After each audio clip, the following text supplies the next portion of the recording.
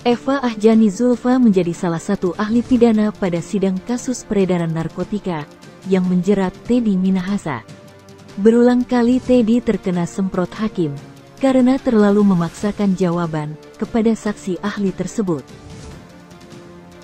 Bagaimana bisa Ibu sebagai ahli menjamin apakah keterangan ahli yang Ibu sampaikan itu sudah komprehensif apabila dengan bahan yang cukup terbatas tersebut? Ya, yang pertama sebagai penegak hukum saya selalu husnuzon, yang mulia. Dalam pengertian apa? Penegak hukum sebetulnya adalah wakil dari negara yang diberikan resort yang sangat luar biasa untuk melakukan penyelidikan dan penyidikan. Dalam parameter itu, dalam keyakinan itulah kita akan selalu mengatakan mudah-mudahan yang dilakukan oleh penegak hukum itu adalah sesuatu yang memang sudah paripurna. Sehingga kami ahli juga akan memberikan pendapat yang paripurna. Tetapi akan sangat menyenangkan seperti hari ini, saya bisa dihadirkan ke dalam sidang pengadilan, sehingga verifikasi.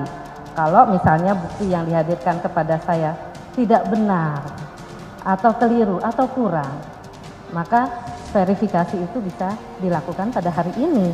Begitu. Ya, saya kira jangan yang sampai tanyakan, kemudian saya menjadi takut nanti Pak kalau tidak. Jadi perspektifnya seperti itu Pak. Ya, terhadap setiap penegak hukum saya akan melihat bahwa apa yang dilakukan harusnya didasarkan pada prosedur hukum yang telah ditentukan berdasarkan ketentuan undang-undang. Gitu ya mulia. Konteks yang saya pertanyakan sebetulnya agak lepas dari apa yang beliau sampaikan. Ibu dikasih sajian bahan, 3 bahan tadi, di mana 3-3-nya itu belum sahih gitu ya Bu ya. Perlu pendalaman secara komprehensif, integral, dan holistik.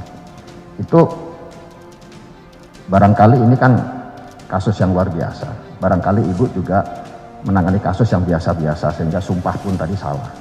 Yang saya tanyakan adalah bagaimana dampaknya terhadap legal opini maupun kesaksian Ibu sebagai ahli apabila disajikan bahan sesederhana itu. Apakah berdampak terhadap kesaksian Ibu juga tidak komprehensif jadinya? Begitu maksud saya Bu. Ya, kembali lagi Pak. Saya tidak tahu ya mengenai konteks situasi dan kondisi. Saya juga mengukurnya berdasarkan parameter teori yang saya pahami. Jadi kalau Bapak membaca jawaban saya barangkali bisa memahami itu. Ya, dalam koridor itulah ya 2 keyakinan tadi bahwa apa yang dilakukan oleh petugas itu tetap kita ukur dan terukur ya dalam konteks perolehan bukti dan sebagainya. Dan juga kalau kita bicara dalam konteks yang lain misalnya, saya mencoba untuk mengukurnya dalam konteks teori yang saya pahami dan saya ketahui. Baik. Itu saja. Meski sudah dijawab oleh saksi ahli, namun Teddy merasa tak puas dengan jawaban dari saksi ahli. Teddy ingin mendapatkan jawaban yang dapat meringankan hukumannya. Cara Teddy bertanya yang terlalu emosional mendapat berulang kali teguran dari hakim. Prosedur itu saya underline. Kira-kira dengan bahan yang minim itu apakah Ibu tidak ada semacam feel ya, perasaan, Pak penyidik, saya minta dong percakapannya ini jangan hanya bulan ini sampai bulan ini, dan jangan hanya orang ini dengan orang ini, tapi keseluruhan orang yang ada di dalam peristiwa ini. Ada nggak kira-kira Ibu? Ada ya. Pak. Terus jawaban penyidik gimana? Ya, karena saya tidak sekali. Saya juga meminta bahwa tadi seperti yang disampaikan oleh banyak pertanyaan kepada saya. Jawaban penyidik gimana? Nanti dulu Pak. Sebentar Pak. Sebentar, ya, boleh ya. Iya, bentar, Ya. kasih jawaban dulu. Satu misalnya bahwa berkaitan dengan bagaimana perlakuan terhadap bukti. Karena saya tahu dalam konteks perlakuan terhadap bukti itu kita baca parameternya, undang-undang dan perkap, tapi ada culture barangkali yang berlaku di kepolisian.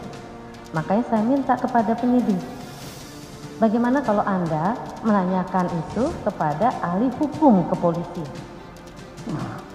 Berkaitan dengan IT, saya juga mengatakan bagaimana kalau Anda mengatakan itu atau menanyakan itu pada hukum IT. Karena memang yang mulia, mohon maaf, karena ini saya dosen, guru. Penyidik tidak datang ke saya hanya dalam konteks atau dalam kaitannya dengan kasus yang dia tangani. Konteks konsultasi meskipun saya tidak di BAP, kadang-kadang juga ditanyakan kepada saya. Saya akan menjawabnya sebatas pemahaman teoritis. Tetapi bagian-bagian dari hal-hal yang saya tidak paham, seperti tadi pertanyaannya Pak Hotman, pertanyaan jaksa, saya akan batasi. Ya, berdasarkan pengetahuan yang saya miliki. Itu Pak, saya sudah sampaikan. Ketika Ibu menyampaikan bahwa minimnya data dan Ibu ingin memperluas literatur yang ada, apa jawaban penyidik? Iya, insya Allah Bu, saya akan laksanakan. Tetapi apakah dilaksanakan atau tidak? Bukan. Jawaban penyidik apa ketika Ibu sudah meminta atau menanyakan, itu jawaban penyidik apa Bu? Iya. Iya itu gimana? Iya, itu menjadi satu masukan buat kami. Tapi saya kan bukan otoritas, bukan komandan ya Pak ya. Oke. Gitu. Saya hanya bisa menyarankan saja. Terima kasih Bu. Artinya apakah legal opini dan kesaksian ahli Ibu dalam persidangan ini hanya terbatas sesuai dengan bahan yang disajikan oleh penyidik? Seperti yang ada di dalam KUHP sebetulnya.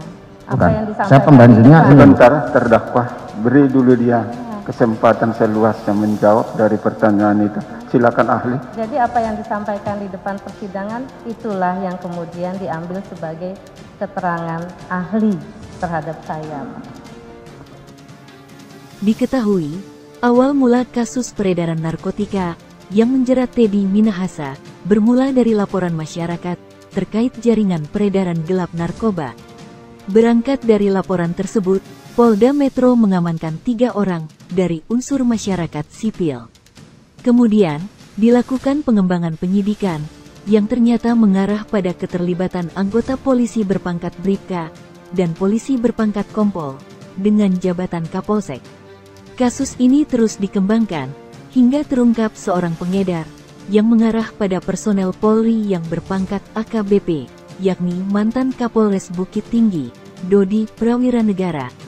Dari pemeriksaan pada Dodi tersebut, akhirnya terlihat keterlibatan dari Irjen Teddy Minahasa. Atas dugaan tersebut, Divisi Profesi dan Pengamanan, Propam Polri, lantas menjemput dan melakukan pemeriksaan terhadap Teddy. Setelah melakukan penangkapan, Teddy kemudian dipassuskan dan diperiksa lebih lanjut oleh Propam Polri terkait dugaan pelanggaran etik dengan ancaman pemecatan. Kini, Teddy harus menjalani proses sidang tentang kasus peredaran narkotika dengan ancaman maksimal hukuman mati. Kapolri sudah berulang kali mengingatkan jajarannya untuk tidak bermain-main dengan kasus narkoba. Kapolri memastikan bakal menindak tegas siapapun anggota Polri yang terlibat perkara ini.